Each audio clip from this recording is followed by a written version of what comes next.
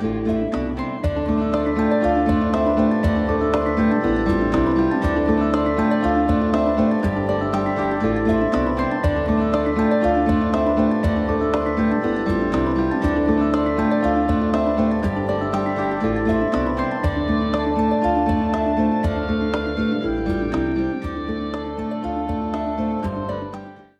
Oracle of Luna is a podcast with me, Bridget Engels, as your host. Here we have conversations with real live, present-day goddesses who are actively and courageously doing their magical work in the world. Each episode is a bewitching journey with relevant discussions on topics such as Wiccan pagan spirituality, writing, culture, magical practices, art, ritual, and the craft in its many forms. Merry meet and welcome to another episode of the Oracle of Luna.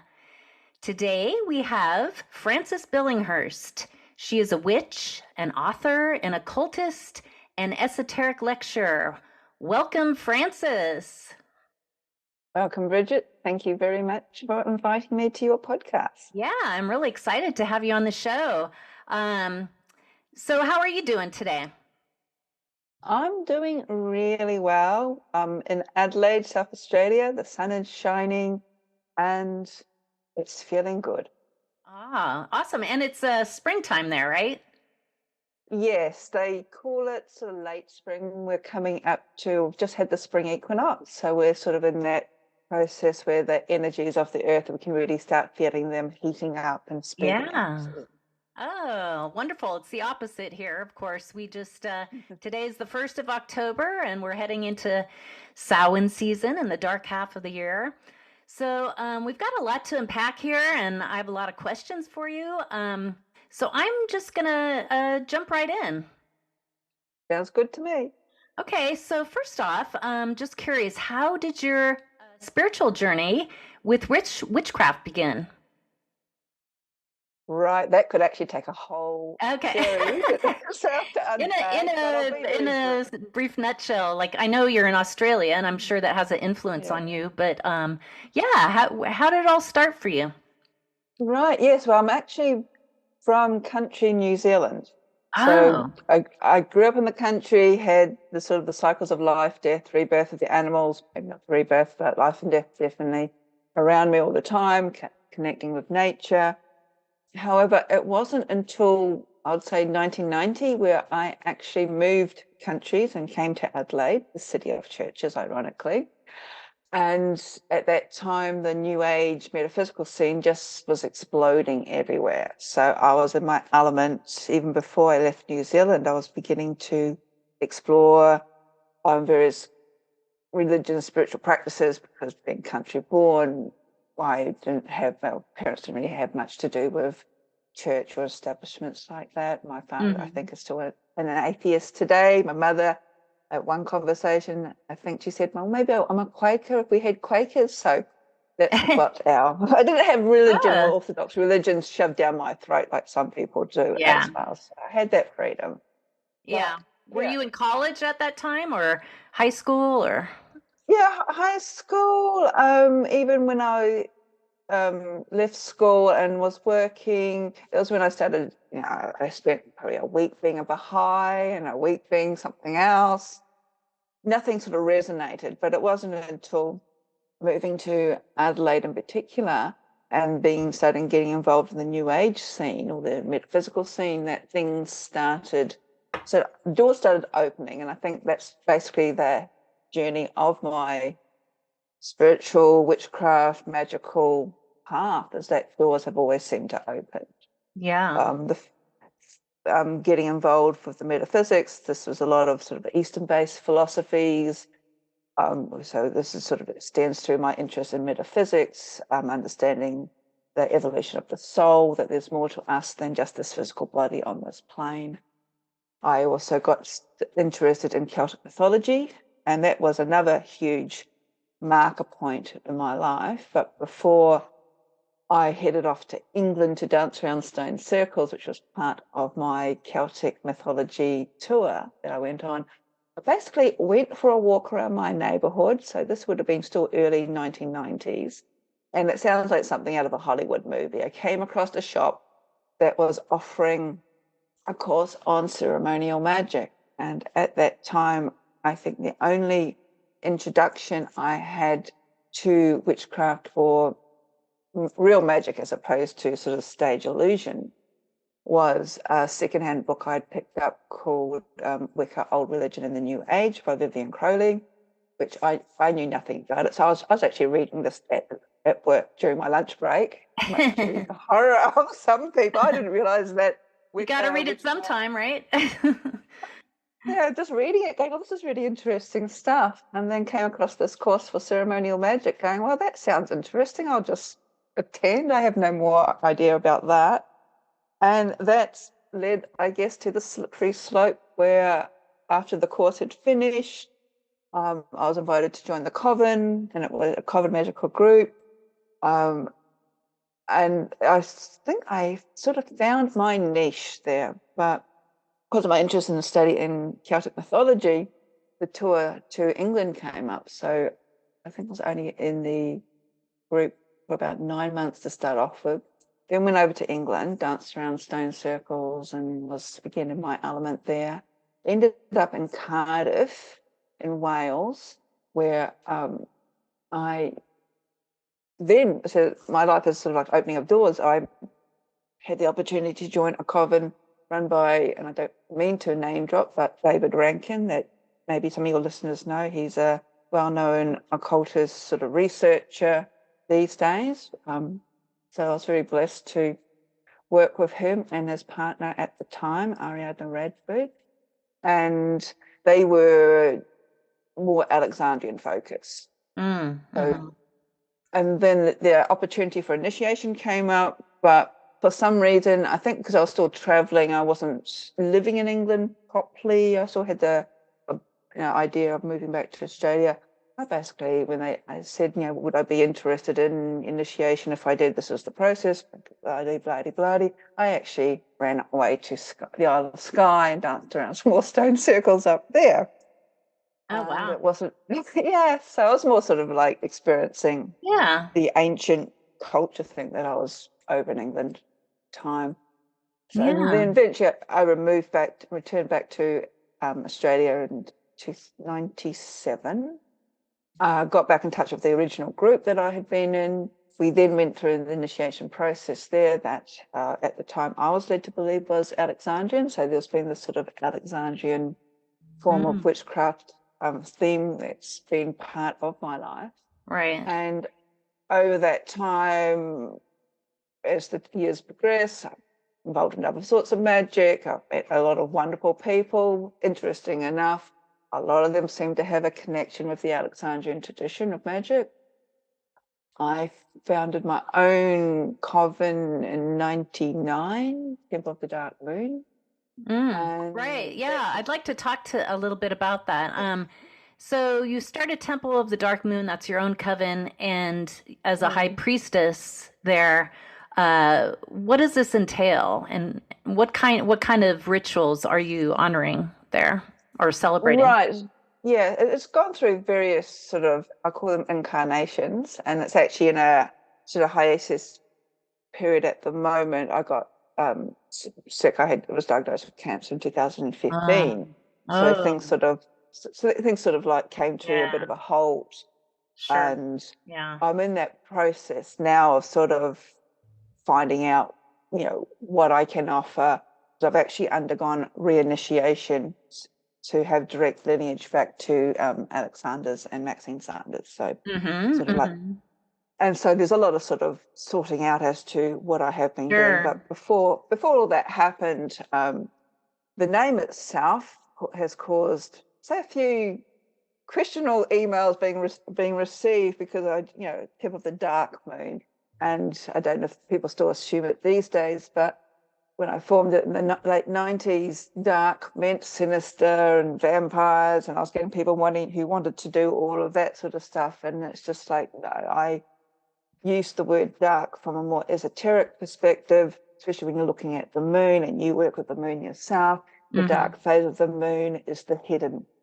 aspect. It's the introversion. It's the going within, and also to sort of reclaim the gifts that are inside of us, to understand us, and this is where we sort of venture into sort of the underworld realms, where all the goddesses and gods who are usually associated with that realm are all the keepers of the knowledge, sort of thing. Yeah. So do you meet in person, or is online, or a combination of both? I'm very old school. I like person contact. I find it it's easier. The Alexandrian tradition itself, though I can't speak for everybody, and that can only speak for me, is actually a tradition that is common based. The individuals, we can do whatever we want on our own sort of turf or our own time, sort of thing. But it is the rituals are designed for common, and that's the sort of working of, I find, where magic truly happens. Not saying that you can't do it on your own. Yeah. Over online, that's sort of more, that can be done teaching. We've done a little bit of that, but as I said, we've had a huge hiatus with life events happening. Yeah. Well, you've been busy, and you also run the Mystic Soul Academy. What's that? Mystical Soul Academy. Yes, this sort of, I've been trying to sort of, because I view myself, I have two different angles. I have what I call the witchcraft, the woo-woo stuff, and then I have the metaphysical, esoteric science stuff. And to me, it's these different threads all interweave. Yes. They all influence each other. I mean, when we're talking about magic and witchcraft, that works with energy, that works with evolution of the soul, that our higher consciousness connecting with the divine or the cosmos, whatever you want to perceive in it. I see all that interconnected. Unfortunately, some people who are interested in the metaphysics and the esoteric sciences are still very scared about the witchcraft, the magical stuff. They want to keep it separate. And I've always been sort of like, someone referred to me as a facilitator. I'm more of a teacher. I want to sort of like help people understand their place in the universe, especially this day and age where we've gone through a lot. The world's changing. People aren't coping with every aspect in their life. And yes, magic can help that, but magic to me isn't, if you've got underlying sort of issues or blocks in your own sort of psyche, you've got unresolved trauma, magic's not going to help make your life any better. It may be used as a band-aid solution, but you need to start really working on yourself. Right. As well. So some people, it depends on where they are at, and also, I suppose, coming from a more religious strand of witchcraft, where I believe in deity and gods and goddesses, and that connection, and also having this deep interest in the sacred stories, which is mythologies. Yes. It's sort of a way of weaving in sort of gods and goddesses that I particularly have sort of a more personal relationship with, that say someone may have with their interpretation of God, that I can weave the stories in, and they can use, say, the gods and goddesses that I worship as archetypes through the stories, and also get a very similar result. And it's sort of like coming to the same endpoint, but from a different angle, sort of thing. Yeah. And so I just wanted to kind of direct our listeners to Frances's amazing book, Encountering the Dark Goddess, A Journey into the Shadow Realms.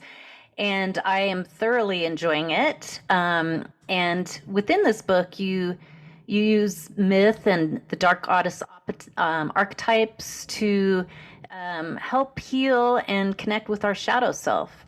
And can you talk a little bit about this book? Yes, and I'm so grateful that you're enjoying it. Yeah, I love it. It's received a mixed reaction, and I think that it stems from people's sort of preconceived ideas of dark goddess, spooky goddess. Yeah. The word dark scares people. Yes. And also, and again, as I said, some of how I actually approach the dark goddess, I see goddess as divine, and these are all different aspects of her. And yes, you can use her as archetypes. I'm big at connecting, probably on a more personal level, and then it shows it comes from my background in metaphysics. A lot of it is sort of connecting and then going within. And some of the goddesses in the book may raise a few eyebrows, like Morgan Le Fay, who some people think, well, she's not a dark goddess. But when you start unpeeling her story, not all dark goddesses are scary, spooky. I think the darkness, the scariest, like when Christians talk about demons, the biggest demons are actually in our own head. Yeah. Yeah, part of our own makeup. And so I'm not a psychologist, I'm not a counselor, but this is sort of based on, I said, so trying to unpack and understand who I am and what works best for me too. Why do I react in a certain way when I've gone through, life events, in particular, like being diagnosed with cancer? These are the things that I pulled upon. When you go through dark nights of the soul, especially, I feel, in a way, with Christianity, you've got a support network, but if you're not in that sort of support network, regardless of how you perceive it, say within paganism or witchcraft, you don't often get that support. There's not often the resources there, say if you go through death or ending of anything. And so it's not just death of a person. Right. Just the life cycles, life, death, and rebirth. We're constantly going through all these cycles, constantly. Yes. We're in a society where death is the end, and it's just like, no, death is, as I said, the life cycle is rebirth that comes through it. And sitting with these darker deities, I've done this book on the dark goddess because I think that the energy of the dark god is different. And that's one of my projects. Sometime I'd like to sort of do a companion book with the dark gods. Yeah. The dark goddess, because there's a different feminine energy, and a lot of it is, like, come with me, child, and sit and go within. And that's where I am. And it's this big sort of comfort or this sort of realization, looking in the mirror and seeing, like some of the goddesses, like Hel from the Norse myth, she's got both a face that's flesh and also half her face, which is bone. So she strips back the layers. And when we start stripping back the layers that we've sort of added to ourself, our psyche to exist in the world, then we find find ourselves in a place where maybe we don't know who we are, what resonates with us. But the dark goddess, my understanding, doesn't just leave us there. She then takes us even further and say, this is who you really are. And this is where my interest in metaphysics come in, because she almost gets us back into our soul self, what our soul originated to do when it incarnated on this plane. So that's and that's what the purpose of these dark goddesses are. I feel like, since starting to read your book, that they transform us and they put us, our souls, back on the path for our highest alignment or evolution. And that can be scary because you have to be initiated and also, confront your shadow self, which many people are afraid to do. It's hard work.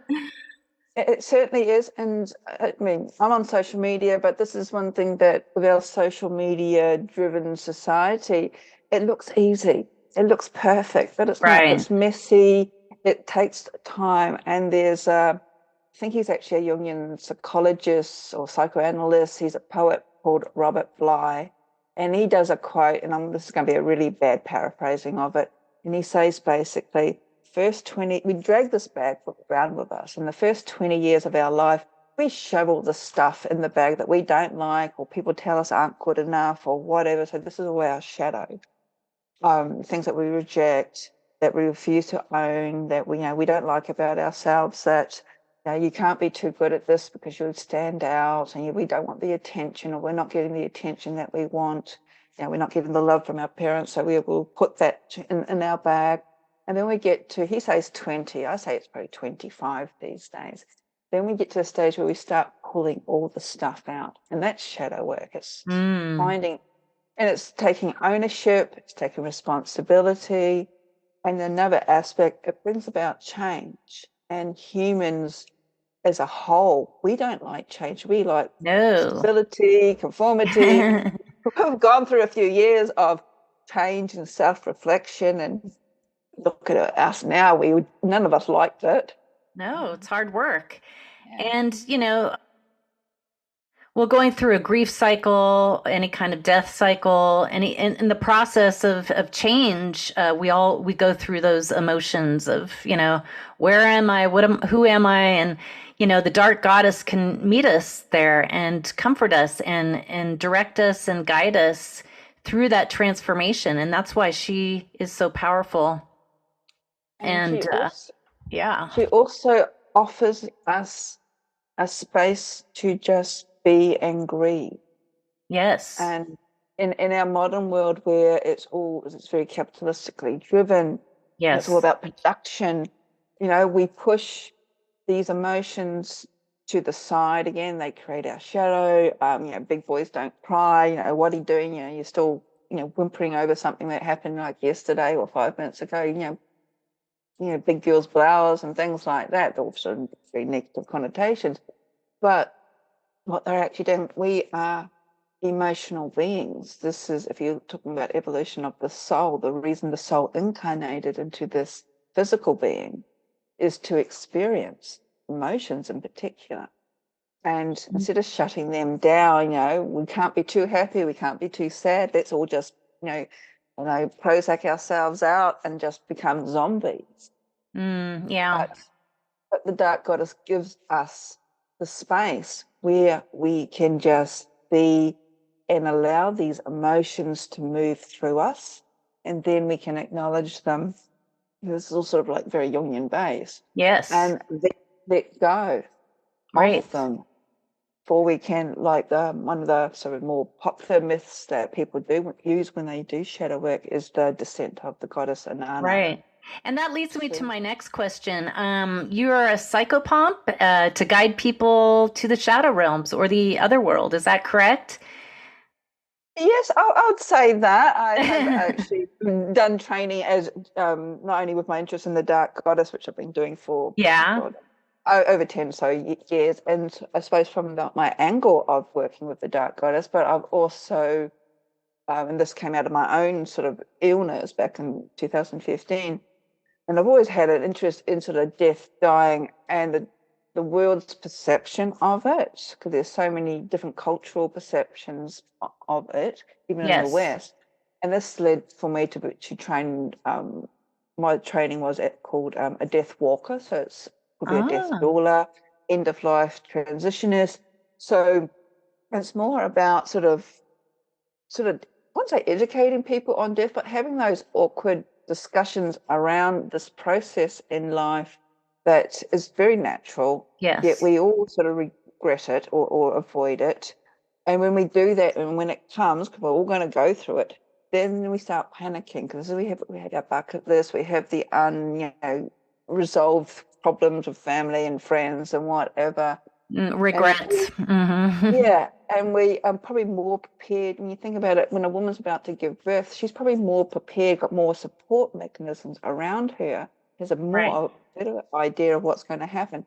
Then, so if we're at the other end of the spectrum, there's very few mechanisms, and I don't know what it's like in America, but over here in Australia, our parents or elderly get to a certain age, we pack them off to an old folks' home, we ignore them, they get in the way, they become a burden. And it's just like we're now missing, the wisdom. We don't see age anymore. We've got 20-year-olds telling us about wrinkles, and I'm going, well, in the past, in the ancient past, the druidesses or the priestesses were the guardians of the threshold of birth and death. And, I guess maybe Catholic nuns are similar sort of in that perhaps, but there's nobody, like you say, it's an empty, it's an empty hole at the end of life. Who transitions us and how does that happen? And what does it mean to go through death? And it's a big mystery. And it comes back to what we were saying earlier. I mean, death, we're talking about physical death, but death could be just the end of a relationship, the end of a job. End of a job, end of a project, end of, like you say. Yeah. We've gone through sort of an end of our, the life that we knew until the pandemic happened. And it's just like we've all gone through that regret, that grief, and we're not prepared. And there's psychopomp, that's the role of the psychopomp, is to guide people into the underworld and also to guide them out again as well. Yeah. Through that transition. And it's just a guide. It's not someone who can magically turn you into a great believer or sort of wave their magic wand and make all of the sort of fears to go away, but they're just a guide to show you maybe different interpretations, maybe going, well, why are you thinking like that? Mm-hmm. And again, I suppose I've also done training in yoga, which is interesting because I'm not quite a person who would sort of pretzel myself up, but I did the training more because I'm interested in the philosophy. Yeah. And again, they talk about the endless cycle of death, birth, and rebirth. Yes. So moving on, because we're running out of time here, I just wanted to kind of touch base on your other books. You're such a prolific author of several books. Can you talk a little bit? And we just had the Harvest Moon here in the U.S. and I just wanted to talk a little bit about your latest book, which is also amazing, and I really thoroughly enjoyed it. It's called On Her Silver Rays, A Guide to the Moon, Myth, and Magic. So what inspired you to start writing about this? It's a great book to all my listeners. I highly encourage everybody to read it. What inspired you, Frances, to start writing? I suppose being country born, being of a tradition that our goddess is a lunar goddess to start off with, I've had this huge collection of lunar stuff. And I suppose what actually inspired me was it's very popular these days to work, manifesting with the new moon and vanishing with the, waning moon.